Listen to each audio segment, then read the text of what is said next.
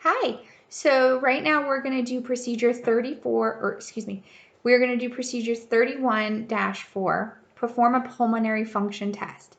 So I do not have the equipment that an office or a facility would have for pulmonary function test.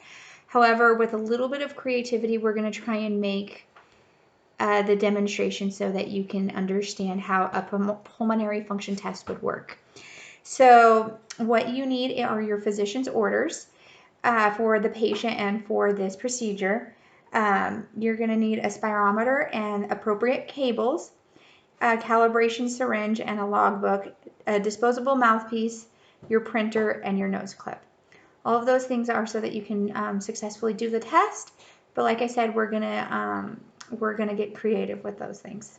However, if you do have any questions, feel free to let me know if I maybe misrepresented something.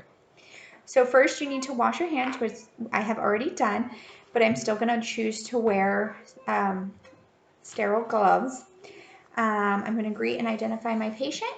What is your name? My name is Riley Deck, and I was born on June 13, 2010.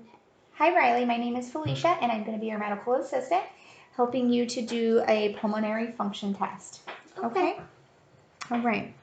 So at this point, you would turn on your pulmonary function testing machine. However, like I said, I do not have that.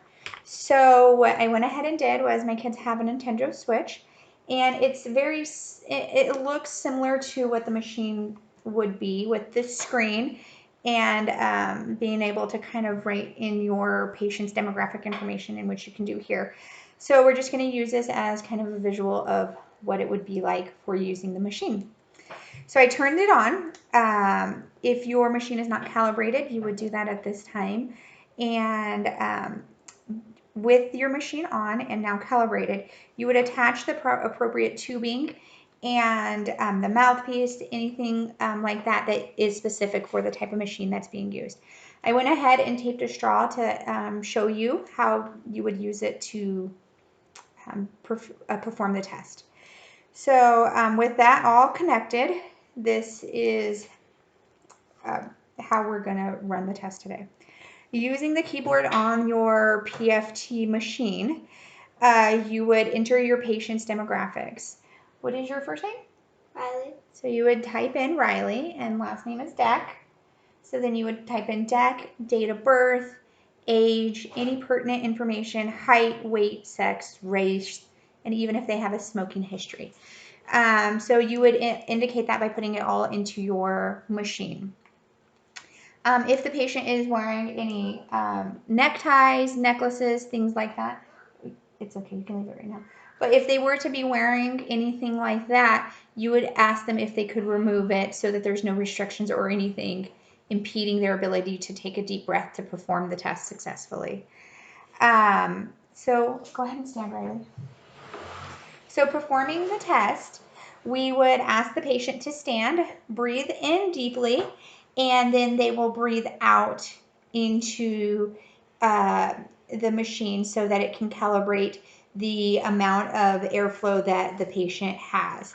What this test is really trying to find is the lung capacity, how much air you can take in and how much air you can forcibly breathe out.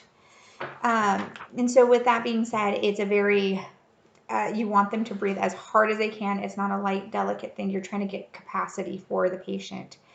So Riley, I want you to blow in, take a deep, deep breath, okay? And I want you to, hold on, I want you to breathe into this mouthpiece until the machine, or until I tell you that it's got your information, okay?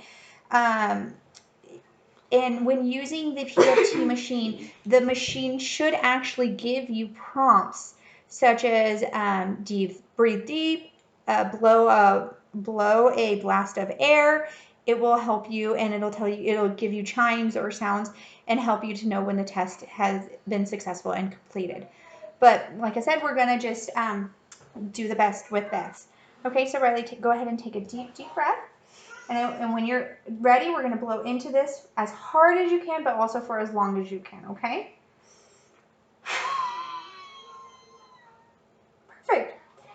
So we got all of the information that we need. So then now what would happen is that you would remove the mouthpiece, which I will do right now. You will remove the mouthpiece and you'll put that in your in your biohazard bag, which is this bag that we're using here. Since it's been used, it needs to be properly disposed of. So we're going to go ahead and dispose of that. And any other equipment that you may have used for this patient, you would also want, that is a one-time use, you would also want to dispose of also. But that's the only piece of equipment that we used for this patient. Now you would wash your hands and you would enter any information into the patient's record, the medical record, and you can indicate the patient's response, if they were struggling, or any of those types of things that should be documented when the doctor is reviewing the records. You would, in an office setting, you would take your machine and you would put it onto the printer and you would actually print out the results of the patient's test. And you can add that to the medical record and log everything appropriately, and that is how you do a pulmonary function test. Thank you.